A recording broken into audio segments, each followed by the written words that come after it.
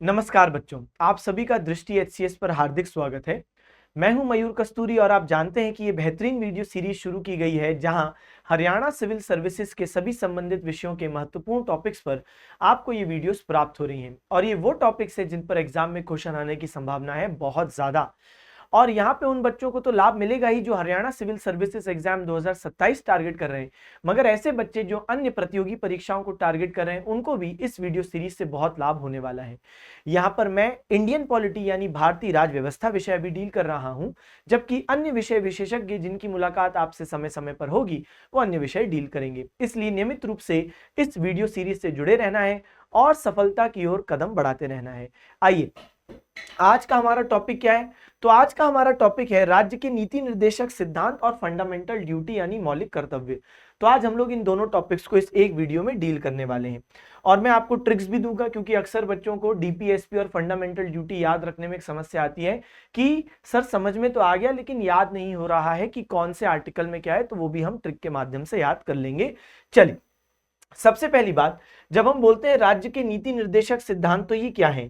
तो ये वो सपने हैं कि जो हमारे संविधान बनाने वालों ने इस चैप्टर में डाल दिए, क्योंकि जब हमारा संविधान बन रहा था उस समय भारत के पास, देश के पास, सरकार के पास इतने संसाधन नहीं थे कि हम हर एक चीज को मौलिक अधिकार के चैप्टर में डाल दें, पार्ट 3 में डाल दें। इसलिए कई सारे ऐसे प्रावधान जो कि सपने हैं तो उनको यहाँ पे डाला गया है कि जब समय के साथ सरकार, भले ही वो केंद्र सरकार हो, राज्य सरकार हो, लोकल बॉडीज हो, जब उन्हें लगता है कि वो इतनी सक्षम है, काबिल है कि वो किसी सपने को जमीनी हकीकत दे सकते हैं, तब वो इसको कानून का रूप देने का प्रयत्न करें। तो कुल मिला के राज्य के नीति निर्देशक सिद्धांत क्या है? ये निर्देश, ये एक निर्देश है, ये डायरेक्शंस हैं सरकार को कि जब भी आपको लगे कि आप इन सपनों को पूरा करने में अब सक्षम है तो आप इन सपनों को पूरा कर दीजिए। और इसलिए हम लोग अभी जब ये नीति निर्देशक सिद्धांत पढ़ेंगे तब मैं आपको बताऊंगा भी कि कई सारे सपनों को जमीनी हकीकत देने के लिए कौन कौन से कानून लाए गए हैं। तो पार्ट 4 चैप्टर नंबर 4 जो भाग 4 है संविधान का, वहां पे ये चैप्टर मौजूद है और यहाँ पे जो आर्टिकल है वो है 36 से 51 तक। ठीक है, चल अब बात करते हैं कि ये जो संवैधानिक प्रावधान है जो भाग 4 में है तो हमने किससे लिए हैं? तो हमने आयरलैंड से लिए हैं। खुद आयरलैंड ने डीपीएसपी का जो कॉन्सेप्ट है वो स्पेन से लिया है, लेकिन स्पेन की डीपीएसपी में उन्होंने थोड़ा मॉडिफिकेशन किया, तो आयरलैंड वालों ने थोड़ा मॉडिफिकेशन करके उनके खुद के संविधान में डाला और हमने आयरलैंड वालों से ये मॉडिफाइड डीपीएसपी जो उन्होंने स्पेन से लिए, तो हमने ये मॉडिफाइड डीपीएसपी आयरलैंड के लिए, इसलिए हम बोलते हैं कि हमने आयरलैंड से इसको सोर्स किया है। फिर निर्देशक सिद्धांतों का उद्देश्य क्या है? बहुत इंपॉर्टेंट, कल्याणकारी राज्य, वेलफेयर स्टेट बनाना, यानी एक ऐसा स्टेट बनाना जहां पर लोगों का हित सर्वोपरि है, और वो आपको अभी पता भी चलेगा कि कैसे जन कल्याण की बात होगी।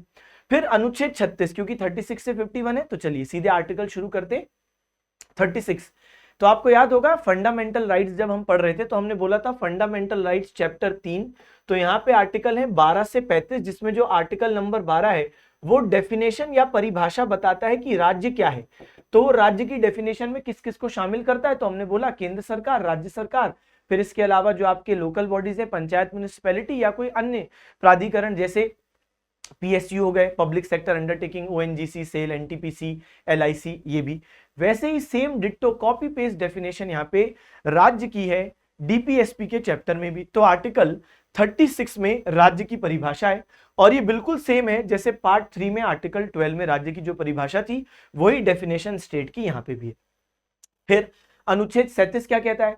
अनुच्छेद 37 कहता है कि डीपीएसपी नीति निर्देशक सिद्धांत गैर न्यायोचित हैं, नॉन जस्टिसिएबल हैं, यानी आप जैसे फंडामेंटल राइट्स के केस के उल्लंघन में आप सीधे सुप्रीम कोर्ट जा सकते हो, वो जस्टिसिएबल है, तो वहां पे सुप्रीम कोर्ट या आप हाई कोर्ट भी जा सकते हो, वो आपको राहत देते हैं। लेकिन यहाँ पे बच्चे डीपीएसपी अगर कभी आपको निर्देशक सिद्धांत उल्लंघन होते हुए दिखे तो फिर आप नहीं जा सकते सुप्रीम कोर्ट, हाई कोर्ट या कोई भी कोर्ट। क्यों? क्योंकि ये है सपने। भाई ये तो संविधान बनाने वालों को तभी पता था कि ये लॉन्ग टर्म गोल्स हैं और इसको पूरा करने के लिए समय लगेगा, कोई एक निश्चित डेडलाइन तिथि नहीं हो सकती और काफी संसाधन लगेंगे। वो संसाधन कब आएंगे कह नहीं सकते, एकदम से सब तो नहीं आ जाएंगे, धीरे धीरे सरकार समय के साथ इतनी काबिल सक्षम बनेगी, इसीलिए इनको नॉन जस्टिसिएबल बनाया। जैसे उदाहरण के लिए सुनिए, एक डीपीएसपी हमें आगे पढ़ना है equal pay for equal work, यानी समान कार्य के लिए समान वेतन। लेकिन क्या हम देखते हैं कि आज सभी लोग जो एक प्रकार का काम कर रहे हैं, क्या उसको समान वेतन मिल रहा है? नहीं। तो अगर ये जस्टिसिएबल होते तो फिर तो भाई कोर्ट में भीड़ लग जाती कि ये तो इसका उल्लंघन हो रहा है। और ऐसे बहुत सारी चीजें हैं, जैसे हम लोग देखते हैं एक डीपीएसपी हम आगे पढ़ेंगे क्या, कि पब्लिक हेल्थ और न्यूट्रिशन की लोगों को आप अच्छा स्वास्थ्य सेवाएं दें। लेकिन आज हम देखते हैं कि कई बार खबरें आती हैं कि फलाना फलाना व्यक्ति एम्बुलेंस की कमी की वजह से या फलाना व्यक्ति किसी इलाज की कमी की वजह से उसकी मृत्यु हो जाती है। तो ऐसे तो आप जस्टिसिएबल अगर ये होता तो आप कोर्ट जा सकते थे। तो यहां पर ये सपने हैं, लॉन्ग टर्म गोल्स हैं, और भी बहुत सारे सपने। Avoiding concentration of wealth in the hands of few, संपत्ति का संकेंद्रीकरण कुछ हाथों में रोकना, कि जैसे हम देख रहे हैं कि कुछ लोग अमीर अमीर होते जा रहे हैं और जो गरीब है वो वहीं पे है। तो अमीर और गरीब के बीच में जो दायरा है वो बढ़ता जा रहा है, क्योंकि अमीर बहुत अमीर होता जा रहा है। तो यहाँ पे तो डीपीएसपी है, एक गोल होना चाहिए सरकार का कि संपत्ति का केंद्रीकरण रोके, कंसंट्रेशन ऑफ वेल्थ रोके, नहीं, लेकिन नहीं रुक रही है। तो अभी आप नहीं जा सकते कि रे गौतम अदानी बहुत अमीर हो रहा है कोर्ट, और ये जो डीपीएसपी का उल्लंघन है उसके हाथ में संपत्ति जारी है, तो कोर्ट आपकी यहां मदद नहीं कर सकता। तो ये न्यायालय द्वारा प्रवर्तनीय नहीं है, एनफोर्सेबल नहीं है, लेकिन फिर भी कानून बनाते समय इनको लागू करना राज्य का कर्तव्य होगा। तो उनके लिए ये नैतिक यानी मॉरल सैंक्शंस हैं, और साथ साथ हम देखते हैं राजनीतिक सैंक्शंस भी है, पॉलिटिकल सैंक्शंस है, राजनीतिक जिम्मेदारी भी है। क्यों? क्योंकि अगर उनको चुनाव जीतने तो ये सपने जब पूरा करने की दिशा में काम करेंगे तभी तो जनता को मुंह दिखा पाएंगे। तो राजनीतिक और नैतिक तौर पे उनको पूरा करने चाहिए। चलिए अब हम लोग इन सिद्धांतों को 3 हिस्सों में डिवाइड करते हैं। हम बोलते हैं सोशलिस्टिक प्रिंसिपल समाजवादी सिद्धांत, गांधीयन प्रिंसिपल्स गांधीवादी सिद्धांत, और लिबरल इंटेलेक्चुअल प्रिंसिपल्स यानी उदार बौद्धिक सिद्धांत। क्या फर्क है? तो जब ओरिजिनल संविधान में ये डाले गए थे डीपीएसपी, तब ऐसा कोई क्लासिफिकेशन कॉन्स्टिट्यूशन ने नहीं डाला है, बल्कि बाद में जो अलग अलग पॉलिटिकल एक्सपर्ट्स हैं जो दुनिया भर के संविधानों को जब वो देखते हैं, तो जब भारत के संविधान को भी उन्होंने देखा, एनालाइज किया, तो ऐसा मानना रहा पॉलिटिकल थिंकर्स एक्सपर्ट्स का कि यहाँ पे इसको 3 कैटेगरी में हमको डिवाइड करना चाहिए। क्योंकि समाजवादी सिद्धांत यानी हमारे जो डीपीएसपी हैं उनमें कुछ ऐसे डीपीएसपी हैं जो समाज में बराबरी लाने की कोशिश करते हैं, इसलिए उनको हम कहते हैं समाजवादी सिद्धांत, सोशलिस्टिक प्रिंसिपल्स, जो इक्वालिटी लाने की बात करते हैं। जैसे अभी मैंने आपको एक बताया था, equal pay for equal work, समान कार्य के लिए समान वेतन, ये समाज में बराबरी लाने की बात करता है। अच्छा, फिर देखो गांधीवादी सिद्धांत, तो जो गांधी जी के सपने थे वो डीपीएसपी में मौजूद हैं। जैसे पंचायत, अभी हम आगे पढ़ेंगे, तो पंचायतों की स्थापना हो, कुटीर उद्योग, कॉटेज इंडस्ट्रीज, मतलब छोटे छोटे जो झोपड़ियां, वहां से लोग कुछ ना कुछ खुद का बनाएं। तो वो एक कंज्यूमर से ज्यादा एक प्रोड्यूसर बनने में ध्यान दें। तो वो ध्यान दें कि उनकी इकोनॉमी सेल्फ सफिशिएंट हो, आत्मनिर्भर हो। गांव कैसे आत्मनिर्भर होंगे? जब झोपड़ियां झोपड़ियां छोटे छोटे घरों में, हट्स में क्या बन रहा है? कुछ ना कुछ सामान बन रहा है जो वो भारत में या अन्य जगहों को बेच रहे हैं। तो जब आप आत्मनिर्भर बनने का सोचोगे, खुद ही कुछ बनाने का सोचोगे, तब आप प्रगति करोगे। तो ये गांधी जी का सपना है, तो ये डीपीएसपी भी है। फिर उदार बौद्धिक सिद्धांत, तो ये वो सिद्धांत हैं कि जो हमारे इंटेलेक्चुअल लोगों के हैं, यानी यहाँ पे इस सपने को, इन सपनों को जो इस कैटेगरी में हम डालते हैं, तो ये सपने किसी एक व्यक्ति की नहीं, बल्कि एक इंटेलेक्चुअल कम्युनिटी, जो पढ़े लिखे लोग हैं, जो समझदार लोग हैं, वो क्या चाहते हैं, उनके बहुत सारे सपने। जैसे यहाँ पे हम लोग देखते हैं इंटरनेशनल पीस, तो अंतरराष्ट्रीय शांति बनाने की बात। और समझदार लोग जो होंगे वो युद्ध को अवॉइड करेंगे। युद्ध में क्या होता है, कोई ज्यादा किसी के लोग मरते हैं, किसी के कम मरते, मरते तो दोनों के ही लोग हैं। तो युद्ध तो बेवकूफी है, संसाधन भी खर्च होते हैं, लोग भी परेशान, काम धंधे ठप, लोग मर रहे हैं, बीमारियां। तो इंटरनेशनल पीस, तो ये क्या है, समझदार व्यक्ति के जो सिद्धांत हैं, तो वो यहाँ पे डाले गए हैं, उदार बौद्धिक सिद्धांत। तो हम लोग क्या करेंगे बच्चे, सबसे पहले हम लोग जब पढ़ेंगे तो समाजवादी सिद्धांत से शुरुआत करेंगे। तो हम लोग आर्टिकल वाइज नहीं पढ़ने वाले, जब मैं आपको एंड में पूरी ट्रिक दूंगा तब मैं आपको पूरे याद करवा दूंगा आर्टिकल वाइज। लेकिन शुरू में हम लोग सोशलिस्टिक प्रिंसिपल, फिर गांधीवादी और फिर उदार बौद्धिक पढ़ेंगे, फिर ट्रिक मिलेगी। ठीक है, चलो, निम्न में से किसके अनुसार राज्य के नीति निर्देशक तत्वों का उद्देश्य सामाजिक एवं आर्थिक लोकतंत्र स्थापित करना है? बी आर अंबेडकर साहब ने यह बात कही कि जो डीपीएसपी है, राज्य के नीति निर्देशक सिद्धांत है, वो जनता को सामाजिक और आर्थिक रूप से शक्तिशाली बना रहे हैं, सामाजिक और आर्थिक रूप से मजबूत बनाते हैं, और इसीलिए ये सामाजिक और आर्थिक लोकतंत्र स्थापित करते हैं, सोशल और इकोनॉमिक डेमोक्रेसी स्थापित करते हैं। जैसे एक डीपीएसपी आगे आप सुनोगे, एडिक्वेट मींस ऑफ लाइवलीहुड, तो सभी के पास जीवन जीने के पर्याप्त साधन हो। तो ये आपको सामाजिक रूप से क्या बना रहे हैं, सशक्त बना रहे हैं, मजबूत बना रहे हैं, तो यहाँ पे सोशल इकोनॉमिक डेमोक्रेसी। ठीक है, तो ये बी आर अम्बेडकर साहब ने ये बात कही। इसके अलावा राज्य के नीति निर्देशक तत्व किस देश से लिए गए हैं, तो ये तो हमने बात देख ली, तो ये हमने आयरलैंड से लिए हैं। चलिए अगला देखें, प्रश्न क्या बोलता है, किसने कहा था कि राज्य के नीति निर्देशक सिद्धांत भारतीय संविधान की अनूठी व्यवस्थाएं या अनूठी विशेषता है, नोवेल फीचर्स हैं? Again B R Ambedkar. तो बी आर अम्बेडकर साहब ने कहा कि जो डीपीएसपी है वो सोशल इकोनॉमिक डेमोक्रेसी स्थापित करवाते हैं, और साथ साथ अनूठी विशेषता भी इन्होंने ही कहा है। ठीक है, अच्छा अब ध्यान दो, राज्य के नीति निर्देशक सिद्धांतों और मौलिक अधिकारों को संविधान का विवेक किसने कहा है? Who has called DPSPs and fundamental rights as conscious, अंतरात्मा, विवेक? तो किसने कहा है बच्चे? Granville Austin. तो ये भी एक पॉलिटिकल एक्सपर्ट, तो बच्चे इन्होंने कहा है ग्रैनविल ऑस्टिन ने कि जो डीपीएसपी है और जो फंडामेंटल राइट्स है वही तो संविधान की आत्मा है। अगर आप ये दोनों चैप्टर हटा दोगे संविधान से तो आत्मा ही मर जाएगी, फिर तो जनता के लिए कुछ है ही नहीं भाई। ये है तभी तो संविधान का कोई मतलब है, क्योंकि संविधान आप किसके लिए बना रहे हो? लोगों को अच्छे से मैनेज करने के लिए, और उसमें सबसे महत्वपूर्ण चैप्टर है ये। चलो अब हम लोग बढ़ते हैं कहां, तो समाजवादी सिद्धांत शुरू करेंगे। तो यहाँ पे सबसे पहले तो 36 37 आर्टिकल तो पढ़ लिया था। 36 में हमने राज्य की डेफिनेशन देखी, और 37 में बोला कि जो डीपीएसपी है, राज्य के नीति निर्देशक सिद्धांत है, वो गैर न्यायोचित है, नॉन जस्टिसिएबल है। अब देखो अगला आर्टिकल 36 37 हो गया। 38 क्या बोलता है? सामाजिक, आर्थिक और राजनीतिक न्याय आधारित सामाजिक व्यवस्था को सुनिश्चित करके लोगों के कल्याण को बढ़ावा देना तथा आय, स्थिति, सुविधाओं एवं अवसरों में असमानताओं को कम करना। अब ये एक सपना है, इसमें कई सारे शब्द हैं, कई बार एग्जाम में डायरेक्ट क्वेश्चन आ जाता है कि बताओ कि कौन सा आर्टिकल है जो कह रहा है कि लोगों का वेलफेयर प्रमोट करना है, जन कल्याण करना है। 38 कौन सा आर्टिकल है जो कह रहा है कि एक ऐसा सोशल ऑर्डर बनाना है, एक ऐसी सामाजिक व्यवस्था बनानी है कि जन कल्याण हो, वेलफेयर हो। 38 कौन सा आर्टिकल है जो कह रहा है कि सोशल, इकोनॉमिक और पॉलिटिकल जस्टिस देना है, यानी सामाजिक, आर्थिक, राजनीतिक न्याय देना है। 38 कौन सा आर्टिकल है जो कह रहा है कि मिनिमाइजिंग इनइक्वालिटीज करना है, असमानताओं को कम करना है। 38 जो मैंने येलो कलर में हाईलाइट किए वो एग्जाम में डायरेक्टली शब्द पूछे जाते हैं। अब क्या इसको लागू करने की दिशा में सरकार ने कदम उठाए? हाँ, कई एग्जाम्पल्स हैं, जैसे क्या बोला है, आय, स्थिति, सुविधाओं, अवसरों में असमानताओं को कम करना। चलो सुविधाओं की बात करें, आपने सुना है प्रधानमंत्री आवास योजना, तो वहां पे क्या है, तो सस्ते दामों पे घर, सरकार सब्सिडी दे रही है आपको घर बनवाने में। तो क्यों दे रही है? ताकि सुविधाएं, और एलपीजी सब्सिडी क्यों देती है सरकार सब्सिडी? सुविधाएं मिले, तो सुविधा सबके पास हो। फिर हम लोग देखते हैं कि जैसे आय की बात करें तो मिनिमम वेजेस एक्ट सुना है आपने, तो मिनिमम वेजेस एक्ट, न्यूनतम वेतन अधिनियम की कम से कम इतना तो वेज मिलना चाहिए। सरकारी रेट होते हैं ना, आपने सुना होगा कि कोई लेबर जो है उसका एक दिन का मिनिमम वेज ये है, इतना तो मिलना ही चाहिए। तो ये क्या है, तो यहाँ पे हम लोग बात कर रहे हैं ना कि यहाँ पे हम बात कर रहे हैं कि आय को कैसे बढ़ावा दिया जाए, तो यहाँ पे बिल्कुल उसका एक ये एग्जाम्पल है। तो स्टेटस, फैसिलिटीज, अपॉर्चुनिटीज और इनकम में इनइक्वालिटीज को कम करने का प्रयास। चलो और बात कर, अगला देखो बच्चा 39, तो ये भी एक समाजवादी सिद्धांत, तो शुरू में तो हम समाजवादी पढ़ रहे हैं। तो यहाँ 39 के अंतर्गत फर्दर हम देखते हैं कि 1 2 3 4 5 6, तो 6 फर्दर यहाँ पे सिद्धांत हैं, प्रिंसिपल्स हैं। कौन से हैं? तो देखो 39 में सभी नागरिकों को आजीविका के पर्याप्त साधन, right to an adequate means of livelihood to all the citizens, तो आजीविका के पर्याप्त साधन उपलब्ध करवाओ। तो ये कोशिश करो, अभी मैं आपको ये 39 देखना ट्रिक के माध्यम से याद भी करवाऊंगा, पहले आप सुनते जाओ। फिर भौतिक संसाधनों के स्वामित्व एवं नियंत्रण को सबकी भलाई के लिए वितरित करना, ownership and control of material resources of community are so distributed to subserve the common good, तो रिसोर्सेज से किसी एक का नहीं, सभी का समान फायदा हो।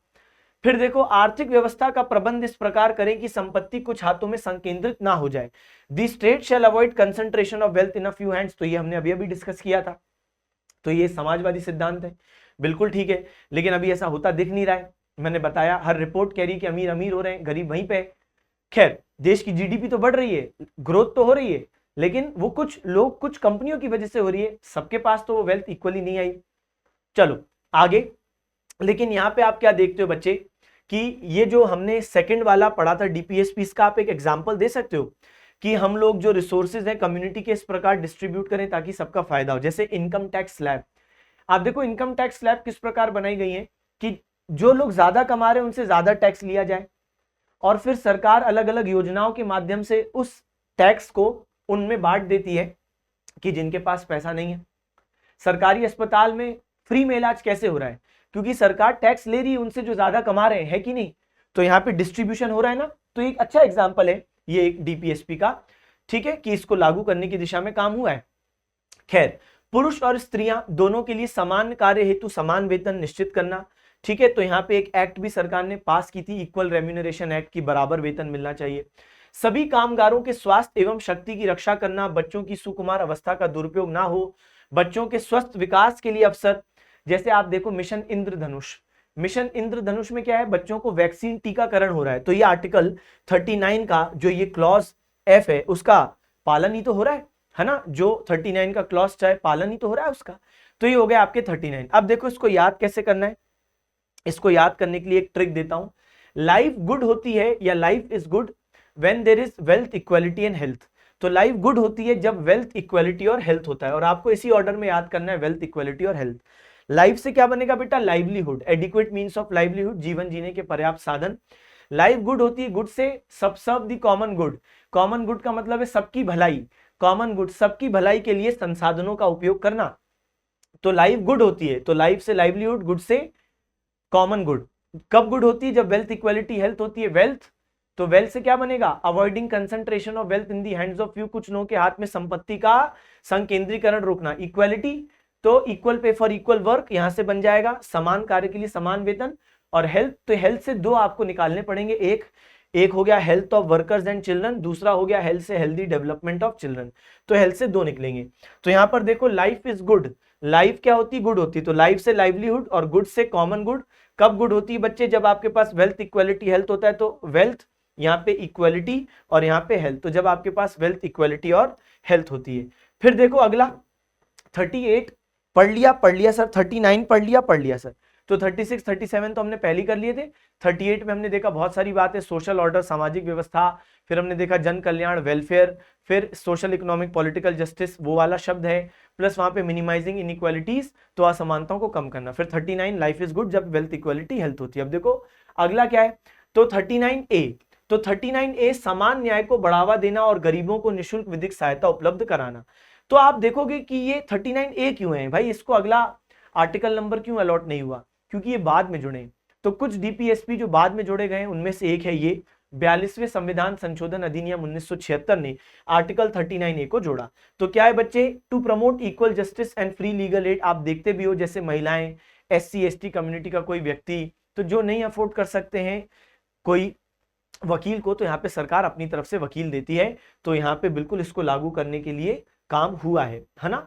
चलो हम देखते हैं कि एक लीगल सर्विसेज अथॉरिटीज एक्ट 1987 में पास हुई है, उसके अंतर्गत बिल्कुल फ्री लीगल एड दी जाती है जो मार्जिनलाइज्ड कम्युनिटीज हैं, चलो जो हाशिए पर मौजूद वर्ग हैं।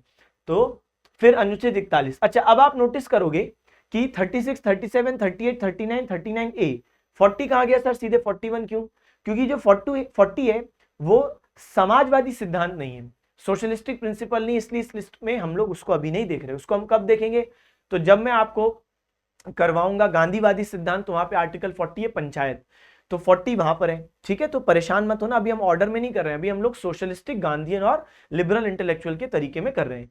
तो 41 क्या है बच्चा, तो 41 क्या बोलता है आपको कि बेरोजगारी, बुढ़ापे, बीमारी, अशक्तता की दशा में काम, शिक्षा, लोक सहायता पाने का अधिकार। जैसे आप देखो कि कुछ देश हैं जैसे स्कैंडिनेवियन नेशंस हैं, वहां पर अगर कोई बेरोजगार होता है तो सरकार बेरोजगारी भत्ता देती है कि ताकि उसका लिविंग स्टैंडर्ड फॉल ना हो, वाह। फिर बुढ़ापे में भी सहायता, जापान देखो ओल्ड एज होम इतने भयंकर, इतने शानदार कि वहां पे लोगों की लाइफ एक्सपेक्टेंसी कितने साल हो गई है, क्या केयर कर रही है वहां की सरकार। तो हम चाहते हैं कि वो सपना यहाँ पे भी संविधान बनाने वाले लोगों ने डाला था, इंडिया में भी, कि भाई इंडियन कॉन्स्टिट्यूशन में वो सपना डाला गया है कि भारत सरकार या राज्य सरकार, पंचायत, म्युनिसिपैलिटी, तो जब आपको लगे कि आप कुछ ऐसा कुछ दिशा में कानून बना सकते हो इसमें से किसी चीज को लागू करने के लिए, तो करो, है ना। नहीं तो इंडिया में तो क्या है, इंडिया में तो यंग लोग प्लान कर रहे हैं कि रिटायरमेंट में उनके पास कितना पैसा होना चाहिए, SIP का टेंशन ले रहे हैं। क्यों ले रहे हैं, क्योंकि उनको पता है सोशल सिक्योरिटी बहुत पुअर है, आपको खुद ही अपना भविष्य बनाना पड़ेगा। वर्तमान स्थिति में आप सरकार पे डिपेंड नहीं हो सकते कि वो बुढ़ापे में आपकी कोई मदद करे। तो बेरोजगारी, बुढ़ापा, बीमारी, अशक्तता की दशा में काम, शिक्षा और लोक सहायता पाने का अधिकार। फिर देखो बच्चे, काम की न्याय संगत और मानवोचित दशाओं, का तथा प्रसूति सहायता का उपबंध करना। The state shall make provisions for securing just and humane conditions of work and for maternity relief. मैं सब याद करवा दूंगा आपको, रट जाएंगे आप, उसका टेंशन मत लो, बस सुनो। अब यहाँ क्या बोला, ह्यूमेन कंडीशंस ऑफ वर्क। तो भाई जो कामकाज हो रहा है कहीं पर भी वो ऐसा हो कि ह्यूमेन कंडीशंस हो। लेकिन आप देखो हमारे देश में आज भी जैसे मैनुअल स्कैवेंजिंग होती है, हाथ से मैल ढोने की जो प्रथा है, जबकि 2013 में सरकार ने इसको बैन कर दिया, फिर भी आप देखो कई जगहों पे बकायदा लोग सीवेज में घुस रहे हैं, टैंक्स में घुस रहे हैं, नालों में जा रहे हैं और वहां से हाथ से साफ सफाई कर रहे हैं। सोचो इनकी बॉडी को कितना रिस्क है, सोचो कितना ज्यादा एक्सट्रीम डिसीज का चांस है इनको, लेकिन फिर भी ये करना पड़ता है क्योंकि मजबूरी है।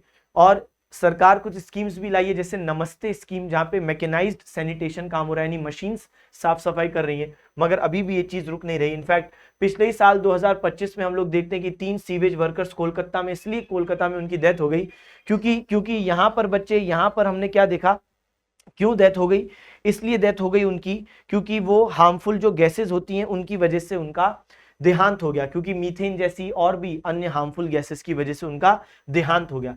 तो यहाँ पे यही बात है कि हमको क्या करना है, प्रोविजंस करने की ऐसे ह्यूमन कंडीशंस फॉर वर्क होने चाहिए। साथ साथ मैटरनिटी रिलीफ, मैटरनिटी रिलीफ से क्या मतलब है बच्चे हमारा, तो जैसे आप देखते हो मैटरनिटी बेनिफिट एक्ट पास हुआ है ना, तो ये इसी एक सिद्धांत को लागू करने की दिशा में काम है।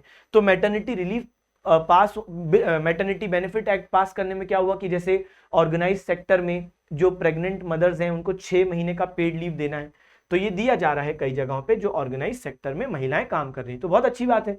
तो ये एक सपना भी है, चलो आओ, तो ये काफी सारे सपनों को काफी हद तक हम देख रहे हैं कि पूरा भी किया गया, कुछ कुछ में, और कुछ कुछ में बहुत काम बाकी है। चलो, तो अनुच्छेद 43 कर्मकारों के लिए निर्वाह मजदूरी शिष्ट जीवन स्तर, state shall endeavour to secure to all workers a living wage and a decent standard of life. तो कई बार आपको लगेगा कि बहुत सारे डीपीएसपी लगभग सेम बात कर रहे हैं, जैसे आप यहाँ देखो डिसेंट स्टैंडर्ड ऑफ लाइफ, और वहां आर्टिकल 39 का जो क्लॉज ए था वो कह रहा था एडिक्वेट मींस ऑफ लाइवलीहुड, जीवन जीने के पर्याप्त साधन, और यहाँ पे डिसेंट स्टैंडर्ड ऑफ लाइफ। तो मिलती जुलती बातें लग रही होंगी, है ना, हाँ ऐसा है भी, मिलती जुलती बातें कहीं कहीं दिखती भी है, ठीक है। चलो, अब ये कुछ कुछ ऐसे आर्टिकल हैं बच्चे जिसके 2 पार्ट हैं, यानी जैसे अभी तो मैं समाजवादी सिद्धांत पढ़ा रहा हूं, तो आर्टिकल 43 का एक पार्ट समाजवादी सिद्धांत है, सोशलिस्टिक प्रिंसिपल है, मगर यही 43 का एक पार्ट मैं आपको पढ़ाऊंगा जब मैं आपको गांधीवादी सिद्धांत में लेके चलूंगा। तो इसका एक पार्ट बेटा ये है और एक पार्ट इसका हमको देखना है कॉटेज इंडस्ट्रीज, कुटीर उद्योग। तो 43 के 2 हिस्से हैं, एक समाजवादी है और एक गांधी जी का सपना था, गांधीवादी सिद्धांत है। और ऐसे पूरे डीपीएसपी में 3 आर्टिकल हैं कि उनमें 2-2 पार्ट हैं, तो एक किसी और सिद्धांत कैटेगरी में आता है और एक किसी दूसरे सिद्धांत दूसरी कैटेगरी में आता है। फिर 43 है उद्योगों के प्रबंधन में कर्मकारों के भाग लेने के लिए विधान बनाना, क्योंकि हम देखते हैं कि ऐसा जमाना देखा गया कि जहां पे लेबर का बहुत शोषण किया गया, वर्कर्स का बहुत शोषण किया गया, 12-12 14 घंटे काम करवाया गया, कोई मेडिकल बेनिफिट नहीं, कोई इंश्योरेंस नहीं, कोई उनके बच्चों के लिए शिक्षा नहीं, बहुत कम वेजेस में काम करवाया गया।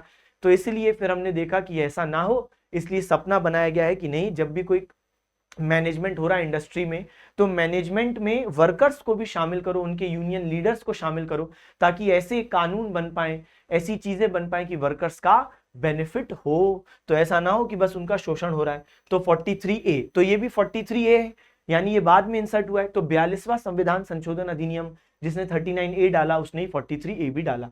फिर 47 to raise the level of nutrition and standard of living of people and to improve public health. तो जैसे आप लोग देखते हो कई सारी ऐसी योजनाएं, जैसे आयुष्मान भारत योजना, क्या कर रहे हो आप पब्लिक हेल्थ को इंप्रूव कर रहे हो ना, यहाँ पे सरकार इंश्योरेंस दे रही है। या प्रधानमंत्री टीबी मुक्त भारत योजना क्या है, तो पब्लिक हेल्थ को इंप्रूव कर रहे हो। To raise the level of nutrition, mid day meal scheme, mid day meal scheme क्या है, बच्चों को सरकारी स्कूलों में खाना दिया जा रहा है, न्यूट्रिशन लेवल्स बढ़ाए जा रहे हैं। फिर महिलाओं को भी आप देखते हो जो प्रेग्नेंट होती है उनको फॉलिक एसिड टैबलेट्स दी जाती हैं, है ना, ताकि उनको एनीमिया से बचाया जा सके, और भी यहाँ पे डोसेज दिए जाते हैं कुछ कुछ इंपॉर्टेंट टैबलेट्स के। तो ये 47 के अंतर्गत हम देखते हैं कि लोगों के पोषाहार स्तर और जीवन स्तर को ऊंचा करने तथा लोक स्वास्थ्य का सुधार करना, ठीक है। चलो, तो अब देखो गांधीवादी सिद्धांत कौन से हैं, तो पहले हम लोग सारे सिद्धांत देख लेंगे, फिर मैं आपको ट्रिक बताऊंगा। तो आर्टिकल 40 विलेज पंचायत ऑर्गेनाइज करना, क्योंकि गांधी जी यही चाहते थे कि भाई लोकल लेवल पर मैनेजमेंट होना चाहिए, ऐसा नहीं कि दिल्ली में बैठे हुए लोग तय कर रहे हैं कि किसी गांव में क्या होगा। या किसी राज्य की राजधानी में तय हो रहा है कि गांव जो इतने किलोमीटर दूर है वहां पे क्या कानून होगा, नहीं।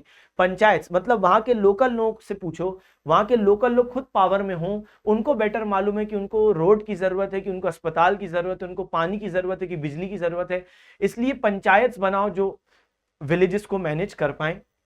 फिर इसको इंप्लीमेंट करने के लिए तो 73वां संविधान संशोधन अधिनियम 1992 आया ही है। फिर देखो article 43, to promote cottage industries on an individual और cooperative basis in rural areas, ग्रामीण क्षेत्रों में व्यक्तिगत या सहकारी आधार पर कुटीर उद्योगों को प्रोत्साहित करना। तो ये कुटीर उद्योग, कॉटेज इंडस्ट्री मैंने पहले ही बता दिया आपको कि हट्स में, छोटे छोटे घरों में इंडस्ट्री।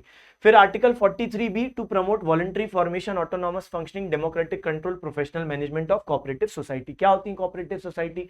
अब हमें ये बात पता है कि हमारा देश में कई सारे रिमोट एरियाज हैं और बैंक्स हर जगह तो पहुंच नहीं पाएंगे, पहुंच भी जाएंगे तो भी वो क्या गांव में मौजूद लोगों को उधार देंगे? क्योंकि ये उधार लोन देते हैं तो पक्के कागज मांगते हैं, वो सब चीजें वहां पे हर बार उपस्थित हो जरूरी नहीं। इसलिए कोऑपरेटिव सोसाइटी मतलब लोग ही मिलके अपनी छोटी छोटी पूंजी एकत्रित करके एक बड़ी पूंजी बनाए, और फिर जब भी किसी को जरूरत हो तो ये कोऑपरेटिव सोसाइटी जो बनी है ये उस व्यक्ति को लोन दे दे। तो यहाँ पे लोगों ने अपना ही पैसा इकट्ठा करके एक बड़ा अमाउंट बनाया, किसी को अध्यक्ष बनाया समिति का, किसी को उपाध्यक्ष बनाया, और फिर ये लोग लोन बांटेंगे, मैनेजमेंट होगा। तो ये है तरीका। तो कोऑपरेटिव सोसाइटीज भी गांधी जी का एक सपना था, लेकिन ये 43B लिखा हुआ है, यानी ये भी बेटा बाद में ऐड हुआ है ना। तो हम लोग आगे अभी देखेंगे 97th कॉन्स्टिट्यूशनल अमेंडमेंट एक्ट 2011 के माध्यम से ये ऐड हुआ। मैं भी आपको एक स्लाइड दिखा दूंगा कि जहां पे जो भी नए डीपीएसपी हैं या कोई पुराने डीपीएसपी जिसकी लैंग्वेज चेंज हुई, तो हम सब एक स्लाइड में देख लेंगे, परेशान ना हो, अभी बस सुनो। फिर आर्टिकल 46, यहाँ पे शेड्यूल्ड कास्ट और शेड्यूल्ड ट्राइब का जो वेलफेयर है उसको इंश्योर करना। तो गांधी जी ने, आपने सुना होगा कि एक नया नाम कॉइन किया था दलितों का, हरिजन। हरिजन अखबार भी निकाला, हरिजन सेवक संघ बॉडी भी बनाई, ऑल इंडिया अनटचेबिलिटी लीग यानी अखिल भारतीय अस्पृश्यता विरोधी लीग की भी स्थापना की।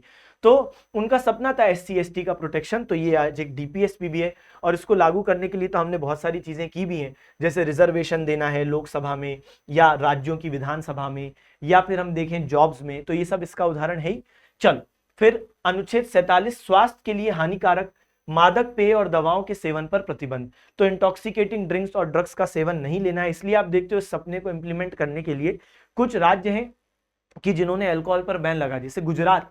तो गुजरात में अल्कोहल पर बैन है, बिहार में बैन है, ब्लैक में मिल रही है वो एक अलग बात है, लेकिन सरकार ने तो चलो राज्य स्तर पर बैन लगाया, तो वो कहीं ना कहीं इसी सपने को तो इंप्लीमेंट कर रहे हैं। और अनुच्छेद 48, गाय, बछड़े, अन्य दुधारू एवं वाहक पशुओं की नस्लों का सुधार करना और उनके वध का प्रतिषेध करना, बैन करना। तो ये भी गांधी जी का सपना है। तो गांधीवादी सिद्धांत ज्यादा नहीं है, एक पंचायत हो गया, एक कुटीर उद्योग हो गया, एक सहकारी समिति या कोऑपरेटिव सोसाइटी हो गया, SC ST हो गया, इंटॉक्सिकेटिंग ड्रिंक्स और ड्रग्स हो गया, नशीले पदार्थ, और फिर स्लॉटर ऑफ काउस को रोकना, तो गाय के वध को रोकना। ठीक है, फिर आ जाओ उदार बौद्धिक सिद्धांत एक बार देखते हैं, लिबरल इंटेलेक्चुअल प्रिंसिपल्स देखते हैं, फिर ट्रिक बताऊंगा। तो अनुच्छेद 44 से सबसे पहले नागरिकों के लिए एक समान नागरिक संहिता। देखो हमारे देश में क्रिमिनल लॉस तो सबके लिए सेम है, आज अगर कोई हिंदू मर्डर करता है, किसी का कोई मुसलमान मर्डर करता है, किसी का क्रिमिनल लॉस सेम है, लेकिन पर्सनल लॉस, निजी कानून सबके लिए अलग है। पर्सनल लॉस मतलब होता है मैरिज, डाइवोर्स, अडॉप्शन, सक्सेशन, इनके कानून, यानी विवाह यानी डिवोर्स, तलाक। इसके अलावा हम देखें तो उत्तराधिकार के नियम अलग हैं। तो हिंदू व्यक्ति कितनी शादी लीगली कर सकता है, तलाक की क्या प्रक्रिया है, वो मुसलमान व्यक्ति से अलग है, और सबके लिए वो समान हो, ये भी एक सपना है जो कि संविधान बनाने वालों ने डाला कि कुछ कॉमन सेट ऑफ लॉज हो। इसका ये मतलब नहीं कि किसी एक धर्म की लॉज सब पर थोपो, कुछ भी करो, एक common set of laws, personal laws लाओ कि सबके लिए मैरिज लॉज सेम हो, सबके लिए डाइवोर्स लॉज सेम हो। तो ये बात यहाँ पे मौजूद है। ठीक है, चलो, तो आपने सुना होगा पहला राज्य जिसने UCC लागू किया, उत्तराखंड, सुना है आपने। चलो, अनुच्छेद 45, शिशुओं की देखभाल करना तथा 6 वर्ष से कम आयु के बच्चों को शिक्षा देने का प्रयास। अब ये जो आर्टिकल 45 है, इसकी लैंग्वेज में परिवर्तन किया गया। पहले आर्टिकल 45 पता है क्या कह रहा था, वो कह रहा था 14 वर्ष तक की आयु के बच्चों को पढ़ाना, मगर फिर आपको पता है क्या हुआ, 86th कॉन्स्टिट्यूशनल अमेंडमेंट एक्ट 2002, 86वां संविधान संशोधन अधिनियम 2002 आता है, जो क्या कहता है कि 6 से 14 साल के बच्चों को पढ़ाना ये एक नया फंडामेंटल राइट है, आर्टिकल 21A 21 का। तो ये की नया फंडामेंटल राइट है 21A, तो ये डाल दिया इसने न्यू फंडामेंटल राइट। तो जब आपने 6 से 14 साल के बच्चों को पढ़ाने को एक शिक्षा का अधिकार बना ही दिया है, तो अब आप अपने सपने को कम कर दो। जैसे मान लो मेरा सपना है मुझे 10 करोड़ रुपए जीवन में मान लो कमाने, मैंने ऐसा मान लो अपना सपना बनाया। अब अगर मैंने 6 करोड़ रुपए कमा लिए तो मैं अपने उस सपने को 4 करोड़ कर दूं, सपना रिड्यूस कर दूं, क्योंकि भैया मुझे बस 4 करोड़ ही और तो कमाने। तो यहाँ पे भी वही बात है कि पहले अनुच्छेद 45 कह रहा था 14 वर्ष तक के बच्चों को पढ़ाएंगे, लेकिन फिर 86वें संविधान संशोधन अधिनियम 2002 ने क्या किया, इसकी भाषा में परिवर्तन करके बोल दिया कि नहीं भैया 6 से 14 वालों को तो पढ़ाने का बन गया मौलिक अधिकार, तो अब सपना क्या कर दिया, 6 साल तक के बच्चों को पढ़ाएंगे, क्योंकि 6 से 14 को तो पढ़ा ही रहे हो, तो अब 6 साल के बच्चों को पढ़ाना हमारा नया सपना है। ठीक है। फिर अनुच्छेद 48 कृषि तथा पशुपालन का संगठन आधुनिक वैज्ञानिक प्रणालियों के अनुसार करना, यानी to organise agriculture and animal husbandry on modern and scientific lines. Green revolution अच्छा उदाहरण है, जहां पे हम देखते हैं कि वैज्ञानिक आधुनिक प्रणाली का इस्तेमाल किया, HYV सीड्स का इस्तेमाल किया। फिर देखो 48 का पर्यावरण के संरक्षण, तो यहाँ पे तो हमने बहुत सारे लॉज लाए हैं, एनवायरमेंटल प्रोटेक्शन एक्ट लाए हैं, फॉरेस्ट कंजर्वेशन एक्ट लाए हैं, और बहुत सारे हमने कानून वगैरह यहाँ पे बनाए, वाइल्ड लाइफ प्रोटेक्शन एक्ट लाए 1972 की। चलो, तो ये एक सपना है, और कुछ कुछ सपनों में काफी कुछ काम हुआ है, कुछ कुछ सपनों में बहुत काम बाकी है। राष्ट्रीय महत्व के स्मारकों, स्थानों और वस्तुओं का संरक्षण करना, ये हो गया आपका 49। फिर बचा बस 2, 50 और 51। 50 कहता है कि राज्य की लोक सेवाओं में कार्यपालिका से न्यायपालिका का पृथक्करण। अब देखो क्या है कहानी, पहले एक समय था कि जब हम देखते हैं कि जो हमारे यहाँ पे एग्जीक्यूटिव होते जैसे कलेक्टर, तो वही जज भी होते थे, अब भी वो होते हैं डिस्ट्रिक्ट मजिस्ट्रेट, लेकिन अब उनके पास काफी सारी जुडिशियल पावर्स छीन ली गई हैं, वो कोर्ट को दे दी गई हैं। वरना पहले ऐसा होता था कि जैसे मान लो कोई कलेक्टर ने आदेश दिया कि कहीं अतिक्रमण है किसी के यहाँ, उसका घर का कुछ हिस्सा तोड़ दो, लेकिन जिसका घर का हिस्सा तोड़ा गया उसको लग रहा है कि ये गलत हुआ है, तो वो पता है किसके पास जाएगा, कलेक्टर के पास ही जाएगा, और बोलेगा कलेक्टर साहब, कलेक्टर साहब, कलेक्टर साहब ने मेरा मकान गलत तोड़ दिया, तो कृपया करके आप कलेक्टर साहब को सजा दें। क्योंकि जिसके पास वो कंप्लेन लेके जा रहा है वो उसी की कंप्लेन कर भी रहा है कि तुम्ही ने मेरा घर तोड़ दिया, तो कृपया करके तुम अपने आप को सजा दो। तो क्या आपको लगता है कि कलेक्टर अपने आप को सजा देगा? नहीं। तो इसीलिए यहाँ पे separation of executive from judiciary, तो न्यायिक शक्तियों को किसी दूसरी बॉडी को दो। तो जब आज क्या है, आज कलेक्टर ने किसी का घर तोड़ दिया और व्यक्ति को लगता है जिसका घर टूटा है कि गलत तोड़ा, तो वो व्यक्ति जाएगा कोर्ट, वो कलेक्टर के पास नहीं जाएगा, कोर्ट। तो कोर्ट तो एक थर्ड बॉडी हो गई, तो जिससे उम्मीद है कि वो कलेक्टर को सजा दे अगर उसने गलत किया है, उससे उम्मीद है वो न्यूट्रल रहेगा। फिर अंतरराष्ट्रीय शांति एवं सुरक्षा, तो इसके बारे में तो हमने पहले डिस्कशन किया, ये हो गया आर्टिकल 51। अब देखो इसको याद कैसे करना है, तो मैं आपको यहां पर बता रहा हूं बच्चे, याद करने का तरीका। एक ट्रिक है, we like playing with mother's cheap PC. हमें मम्मी का जो एक सस्ता कंप्यूटर है उसको खेलने बहुत मजा आता है, लेकिन मम्मी बड़ी स्मार्ट है। मम्मी ने क्या सोचा कि भाई इसकी आंखें खराब नहीं होने देनी है, तो मम्मी ने कोड यानी एक पासवर्ड लगा दिया था। तो कोड क्या है, चाइल्ड प्रोटेक्शन इन काउ, ये कोड है, पासवर्ड है चाइल्ड प्रोटेक्शन इन काउ। अब देखो, we like playing with mother's cheap PC, सबसे पहले डब्ल्यू, डब्ल्यू से क्या बनेगा बेटा, वेलफेयर। तो इसको ऐसा करते हैं, ब्लू कलर में लिख लेते हैं। तो डब्ल्यू से क्या बनेगा बेटा, वेलफेयर। ध्यान दो, आर्टिकल 38 याद है, जन कल्याण वेलफेयर। तो देखो डब्ल्यू से वेलफेयर, आर्टिकल 38 यहाँ पे बन गया। 36, 37 तो याद है, ठीक है, यहां से सोशलिस्टिक प्रिंसिपल शुरू है, तो वेलफेयर 38। फिर ई से क्या हो जाएगा, equal pay for equal work. तो यहाँ पे क्या इंडिकेशन कर रहा है, आर्टिकल 39। और आपको मालूम है आर्टिकल 39 के अंतर्गत फर्दर 6 क्लॉज हैं, और उसको याद रखने के लिए हमें ट्रिक भी मालूम है, लाइफ गुड होती है जब वेल्थ इक्वलिटी हेल्थ होता है, वो हम पढ़ चुके हैं। फिर लाइक से क्या हो जाएगा, लीगल एड। क्या हो जाएगा बेटा, लीगल एड। तो लीगल एड से मतलब 39A, तो ये हो गया लीगल एड। प्लेइंग से क्या हो जाएगा बेटा, पंचायत, पंचायत हो जाएगा। तो अब मैं ना आपको आर्टिकल वाइज याद करवा रहा हूं। अभी तक मैंने आपको सोशलिस्टिक, गांधीवादी और लिबरल इंटेलेक्चुअल ऐसा करवाया, अब मैं आर्टिकल वाइज याद करवा रहा हूं। प्लेइंग, पंचायत, तो यहाँ पे आर्टिकल 40।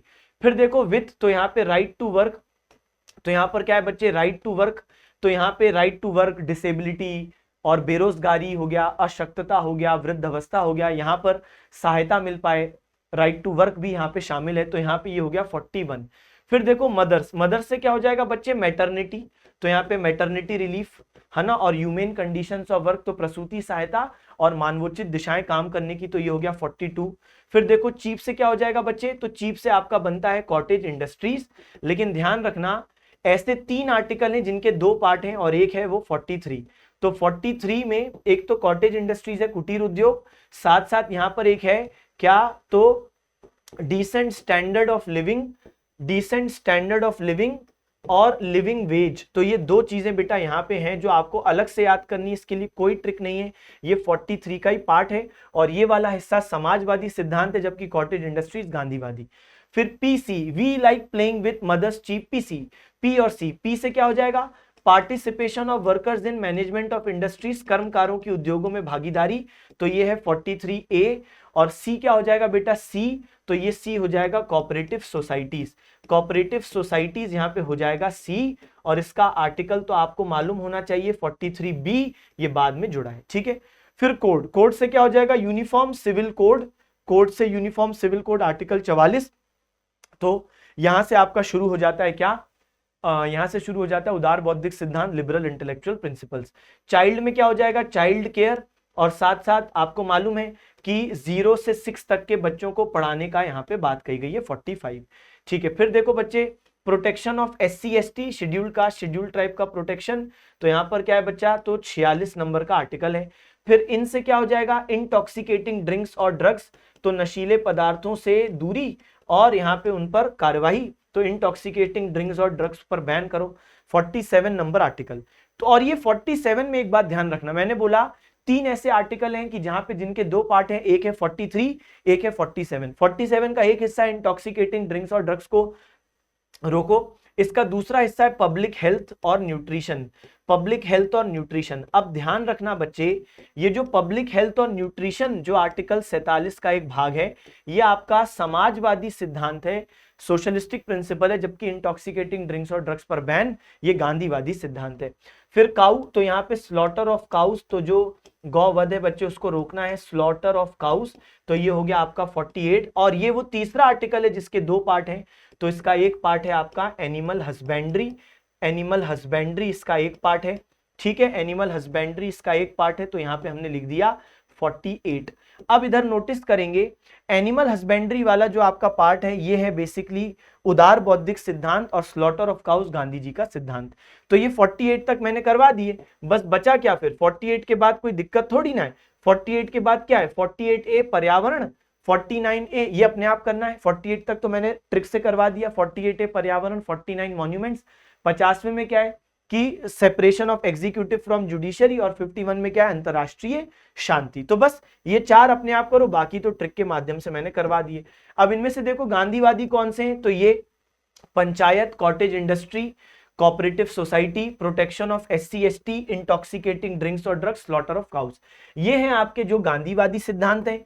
जबकि यहाँ पे कौन से हैं उदार बौद्धिक, तो कोड वाला एक हो गया, ये कोड जो लिखा हुआ है, एक ये हो गया बच्चे uniform civil code, child care, animal husbandry. तो इस हमारी ट्रिक में सिर्फ ये 3 है जो उदार बौद्धिक है, इसके अलावा उदार बौद्धिक अलग से याद करना है। 48 है पर्यावरण, 49 monuments, 50 separation of executive from judiciary, न्यायपालिका का क्या है, पालिका से पृथक्करण, और 51 इंटरनेशनल पीस, अंतरराष्ट्रीय शांति। अब देखो कौन कौन से DPSP हैं जो नए ऐड किए, तो 42वें संविधान संशोधन अधिनियम ने 39A, 43A, 48A ऐड किए हैं, यानी equal justice, free legal add, समान न्याय और निशुल्क विधिक सहायता। 43A participation of workers in management of industries, 48A पर्यावरण का संरक्षण। इन 3 के अलावा इसने 39 का जो क्लॉज F है, तो वो नया ऐड नहीं किया है, ये पहले से ही था, बस इसकी लैंग्वेज में चेंज किया है। तो ये जो शब्द है, to secure opportunities for healthy development of children, यानी बच्चों के स्वस्थ विकास के लिए अवसर, ये बच्चे इसने नए शब्द जोड़े हैं। क्योंकि आप अगर 39 पे जाओगे तो यहां पर देखो, आप F पे जाओ, तो बच्चों के स्वस्थ विकास के लिए अवसर, बचपन और युवा शक्ति को शोषण से बचाना। तो ये बचपन और युवा शक्ति को शोषण से बचाना, ये ओरिजिनल कॉन्स्टिट्यूशन में भी था, लेकिन इसमें ये नए शब्द 42वें संविधान संशोधन अधिनियम ने जोड़े हैं, बच्चों के स्वस्थ विकास के लिए अवसर। तो ये नया ऐड नहीं किया है, बल्कि पुराने वाली DPSP में लैंग्वेज में परिवर्तन किया है। फिर 44वां संविधान संशोधन अधिनियम, इसने भी पहले से मौजूद आर्टिकल 38 में ये नए शब्द जोड़े, minimising inequalities in income, status, facilities and opportunities. यानी अगर आप 38 नंबर वाला आर्टिकल देखोगे तो वो बोलता है सामाजिक, आर्थिक, राजनीतिक न्याय आधारित सामाजिक व्यवस्था को सुनिश्चित करके लोगों के कल्याण को बढ़ावा देना। ये ओरिजिनल कॉन्स्टिट्यूशन में भी था 1950 वाली, लेकिन यहाँ पे 44वें संविधान संशोधन अधिनियम 78 ने बाद में इसमें लैंग्वेज में चेंज करके कुछ नए शब्द जोड़े, वो क्या, minimising inequalities in income status facilities and opportunities. फिर 86वां संविधान संशोधन अधिनियम 2002, इसमें तो आपको मालूम है इसने आर्टिकल 45 की लैंग्वेज चेंज कर दी, पहले up to 14 years of education था, अब अप टू 6 ईयर्स को देने का सपना है। फिर 97 कॉन्स्टिट्यूशनल अमेंडमेंट एक्ट 2011, इसने एक नया आर्टिकल 43B जोड़ा जो कोऑपरेटिव सोसाइटीज के गठन से संबंधित है। तो कुल मिलाकर कितने ओवरऑल नए डीपीएसपी जुड़े, 39 है, 43 है, 48 है और 43B। बाकी जो है उनमें पुराने वालों में कोई ना कोई जैसे चेंज हुआ है। ठीक है, ठीक है सर। अब बात करते हैं बच्चे फंडामेंटल ड्यूटीज यानी जो मौलिक कर्तव्य हैं उनके बारे में। तो मौलिक कर्तव्य, जब हमारे पास अधिकार है तो बिल्कुल हमारे पास कुछ कर्तव्य भी होने चाहिए। तो ये कहानी है इंदिरा गांधी जी की। इंदिरा गांधी जी के खिलाफ देश में बड़ा आंदोलन जयप्रकाश नारायण साहब ने शुरू किया हुआ था, इसको हम कहते हैं संपूर्ण क्रांति आंदोलन। और उस टाइम पे देश में करप्शन बहुत ज्यादा उच्च स्तर पर हो गया था, इसलिए सरकारी अधिकारियों के खिलाफ, सरकारी संपत्ति के खिलाफ, सरकार के खिलाफ, इंदिरा गांधी जी के खिलाफ, सबके खिलाफ लोगों का गुस्सा था और इसलिए सरकारी संपत्ति को जलाया जा रहा था। ऐसी स्थिति में इंदिरा गांधी जी ने इमरजेंसी लगाई और 42वें संविधान संशोधन अधिनियम 1976, जो अभी अभी हमने पढ़ा ना, जिसने 3 नए डीपीएसपी ऐड किए और एक पुराना 39 क्लॉज एफ में उसकी शब्द में चेंज किए, उसी संविधान संशोधन अधिनियम ने एक पूरा का पूरा नया चैप्टर इंसर्ट किया और वो है चैप्टर 4A जो है फंडामेंटल ड्यूटी। तो इस चैप्टर में हमने देखा कि 10 फंडामेंटल ड्यूटी ऐड की गई। तो पहले इंदिरा गांधी जी ने कमिटी बनाई, स्वर्ण सिंह कमिटी, और स्वर्ण सिंह की अध्यक्षता में कमिटी बनी थी। इस कमिटी ने 10 ड्यूटीज को फंडामेंटल ड्यूटीज के रूप में शामिल करवा दिया। इनने तो कुछ और भी रिकमेंड किए थे, लेकिन इंदिरा गांधी जी ने सभी रिकमेंडेशन स्वर्ण सिंह कमेटी के नहीं माने।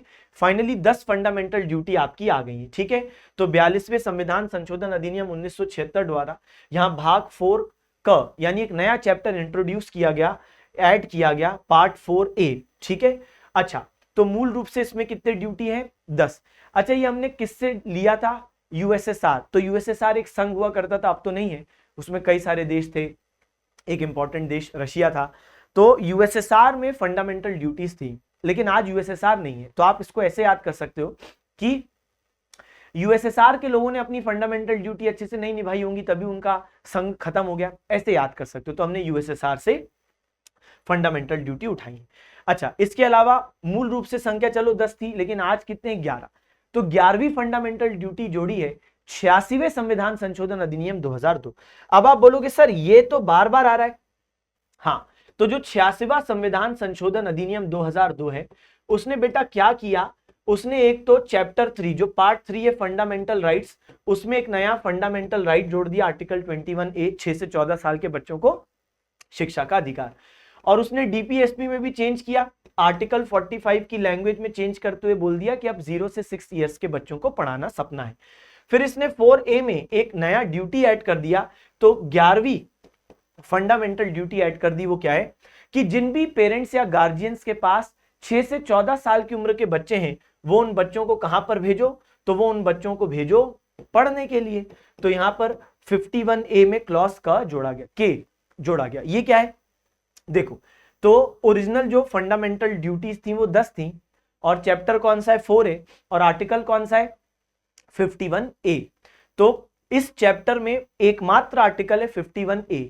इस एक आर्टिकल में 10 फंडामेंटल ड्यूटी थी, लेकिन 86वें संविधान संशोधन अधिनियम ने इस आर्टिकल में एक नई ड्यूटी जोड़ दी, वो है 51A क्लॉज के। इससे पहले तक जे तक ही फंडामेंटल ड्यूटीज थी, यानी 51A क्लॉज जे, लेकिन फिर एक नई जुड़ गई 51A क्लॉज के। ठीक है, ओके, तो कुल मिला के ये बात हो गई। तो सभी 11 कर्तव्य संविधान के अनुच्छेद 51 क में है, ये भाग 4 क का एकमात्र अनुच्छेद है।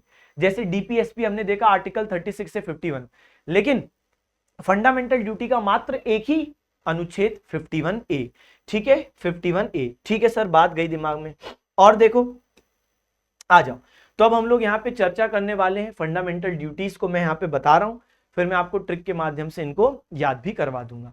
चलो, तो सबसे पहले भारत के संविधान का पालन करें और उसके आदर्शों, संस्थाओं, राष्ट्रध्वज और राष्ट्रगान का आदर करें। To abide by the constitution and respect its national flag, institutions and national anthem. तो ठीक बात है। अच्छा, फंडामेंटल ड्यूटीज भी एनफोर्सेबल नहीं है अपने आप में।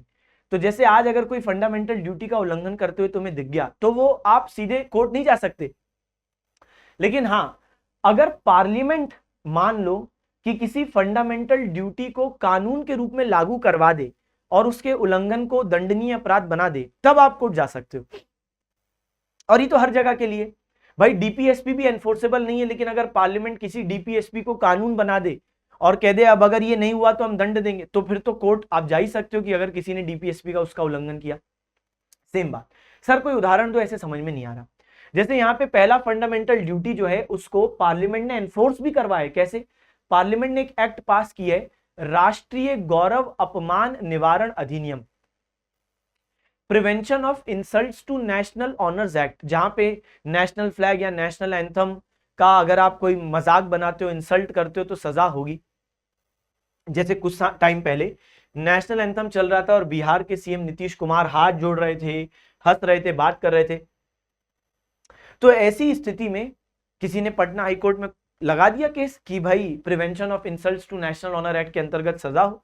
लेकिन फिर पटना हाईकोर्ट ने कहा कि नहीं, नेशनल एंथम के दौरान हाथ जोड़ना ये किसी प्रकार से इंसल्ट के रूप में नहीं देखा जा सकता, तो यहां पे सजा नहीं मिलेगी। ठीक है, चलो, तो कुल मिला के बच्चे ये बात हो गई। और देखो, राष्ट्रीय स्वतंत्रता आंदोलन को प्रेरित करने वाले उच्च आदर्शों को हृदय में संजोए रखें और उनका पालन करें। इसका क्या मतलब है कि हमारे फ्रीडम मूवमेंट में जिन लोगों, बड़े बड़े जो नेता हैं, उनके विचार, उनके आदर्श जिसकी वजह से हमको अंततः आजादी मिली, तो उनको दिलों में सजाए रखें और साथ साथ उनका अनुसरण करें, पालन करें। भारत की प्रभुता, एकता, अखंडता की रक्षा करें और उसे अक्षुण्ण रखें। To uphold and protect the sovereignty, unity and integrity of India. फिर अगला 51A clause D, to defend the country and render national service when called upon to do so. देश की रक्षा करें और आह्वान किए जाने पर राष्ट्र की सेवा करें। अभी ट्रिक के माध्यम से सब याद करेंगे, परेशान ना हो। भारत के सभी लोगों में समरसता और समान भ्रातृत्व की भावना का निर्माण करें, जो धर्म, भाषा और प्रदेश या वर्ग पर आधारित सभी भेदभाव से परे हो। ऐसी प्रथाओं को त्याग करें जो स्त्रियों के सम्मान के विरुद्ध हो। To promote harmony and the spirit of common brotherhood amongst all the people of India, transcending religious, linguistic, regional और sectional diversities and to renounce practices derogatory to the dignity of women. To value and preserve the rich heritage of the country's composite culture. सुनते जाओ, फिर सब देखेंगे। हमारी सामाजिक संस्कृति की गौरवशाली परंपरा का महत्व समझे और उसका परीक्षण करें, कि मतलब इस मिट्टी में सभी का खून है, अलग अलग संस्कृतियों का मिक्सचर है, उसका सम्मान करें। प्राकृतिक पर्यावरण की, जिसके अंतर्गत वन, झील, नदी और वन्य जीव हैं, उसकी रक्षा करें और संवर्धन करें। ठीक है, तो यहाँ पे to protect and improve the natural environment including forest, lakes, rivers, wildlife.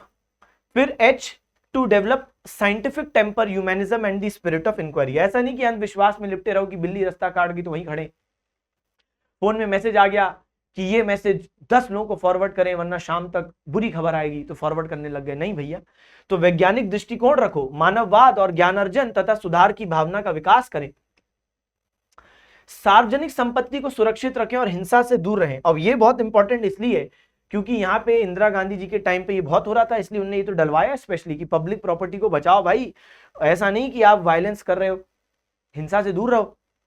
फिर to strive towards excellence in all spheres of individual and collective activity, यानी व्यक्तिगत और सामूहिक गतिविधियों के सभी क्षेत्रों में उत्कर्ष की ओर बढ़ने का सतत प्रयास करें। और फिर to provide opportunities for education to his child और ward between the age of 6 and 14 years, 6 से 14 वर्ष के बीच की आयु के अगर आपके पास कोई बच्चे हैं तो फिर आप कहां भेजें, उनको स्कूल भेजें, तो उनको शिक्षा प्राप्त करने के अवसर प्रदान करें। तो यही है जो कि 86वां संविधान संशोधन अधिनियम 2002 ने इंसर्ट किया। यानी इस संविधान संशोधन ने तीनों चैप्टर में कुछ ना कुछ चेंज किया है।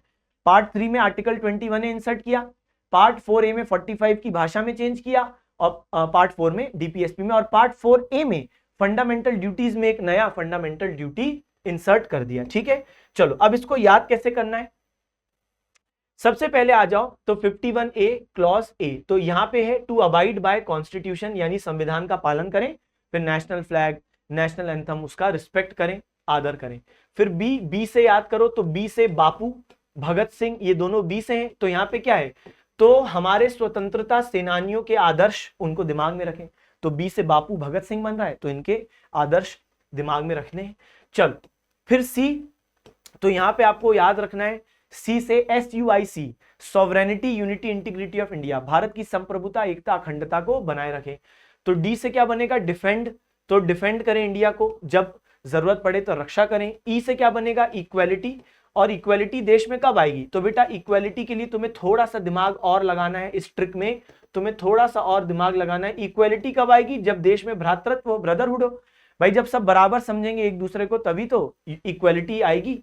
और साथ साथ महिलाओं के खिलाफ, महिलाओं के सम्मान के खिलाफ जो प्रथाएं जारी हैं उनको हम प्रथाओं को त्यागें, तभी तो इक्वेलिटी आएगी, तभी तो इक्वेलिटी आएगी। सही बात है, तभी तो महिलाएं इक्वल फील करेंगी। एफ से क्या बनता है, फोर्ट, तो फोर्ट, कुछ फोर्ट मुगलों ने बनवाए, कुछ फोर्ट राजपूतों ने बनवाए, तो ये क्या इंडिकेट करता है, कंपोजिट कल्चर। भाई कंपोजिट कल्चर, कंपोजिट कल्चर वाली बात यहां पर है ना। तो यहां पर आप देखो फोर्ट क्या इंडिकेट करता है, कंपोजिट कल्चर, यानी हमारी जो सामाजिक संस्कृति की गौरवशाली परंपरा का महत्व समझे। तो फोर्ट क्या है, फोर्ट हमारी, एफ से बनेगा फोर्ट, फोर्ट से तुम्हें याद आएगा फोर्ट क्या है, संस्कृति विरासत है, तो बस उसका सम्मान करना है संस्कृति विरासत का। चलो फिर क्या है, ABCDEFG, जी से क्या बनेगा बच्चे, ग्रीन, तो पर्यावरण की यहाँ पे रक्षा करनी है। फिर एच से क्या बनेगा, ह्यूमैनिज्म, एच से ह्यूमैनिज्म भी बनेगा, और होमी जे भाभा। तो एच से मैं क्यों ह्यूमैनिज्म और होमी जे भाभा को याद किया, होमी जे भाभा एक बड़े साइंटिस्ट थे, तो इससे क्या बनेगा, इससे बनेगा scientific temper, spirit of inquiry, वैज्ञानिक दृष्टिकोण रखो और जिज्ञासा रखो, स्पिरिट ऑफ इंक्वायरी, और ह्यूमैनिज्म मानववाद, तो ये दोनों इसी फंडामेंटल ड्यूटी में है। तो देखा आपने, इधर देखो नहीं याद आ रहा है तो, to develop scientific temper, humanism, spirit of inquiry, तो देखो वही तो शब्द है। तो वैज्ञानिक दृष्टिकोण, मानववाद, ज्ञानार्जन, ठीक है, तो यहाँ पे ये सब बातें हो गई हैं। चलो सुधार की भावना का विकास करें। इसके अलावा देखो ABCDEFGHI, आई से क्या बनेगा, ISIS एक आतंकवादी संगठन था, क्या करते थे, वायलेंस, हिंसा, तो आपको क्या करना है, इस फंडामेंटल ड्यूटी में हिंसा से दूर रहना है। ABCDEFGHI, जे से क्या बनेगा, जडेजा, जे से क्या बनेगा बच्चे, जडेजा, रविंद्र जडेजा ऑलराउंडर है, तो ऑलराउंडर है तो क्या करना है, ऑल स्फीयर्स में अच्छा काम करना है, इंडिविजुअल हो या कलेक्टिव हो, हर फील्ड में अच्छा काम करना है। तो देखो क्या है, to strive towards excellence and excellence in all spheres of individual and collective activity, all spheres. तो रविंद्र जडेजा अच्छा बैट्समैन भी है, बॉलर भी है, फील्डर भी है, तो ऑल राउंडर है, इसलिए जे से बनेगा जडेजा, और आपको याद आएगा ऑल स्फीयर्स। फिर यहाँ पे GHIJ, के से क्या बनेगा बच्चे, किड्स, के से बनेगा किड्स, तो 6 से 14 साल के बच्चे अगर आपके पास हैं तो आप उनको पढ़ने को भेजें। तो ये हो गए हमारे पूरे फंडामेंटल ड्यूटीज। मुझे आशा है आपको ये क्लास, ये सेशन अच्छा लगा। तो आज हमने DPSP और फंडामेंटल ड्यूटीज भी कर लिए। कमेंट सेक्शन में जरूर बताइएगा क्लास कैसी लगी। तो okay, bye bye, thank you, tata, see you. अब एग्जाम की तैयारी को और बेहतर करने के लिए हमारे चैनल को लाइक, शेयर और सब्सक्राइब करना ना भूलें।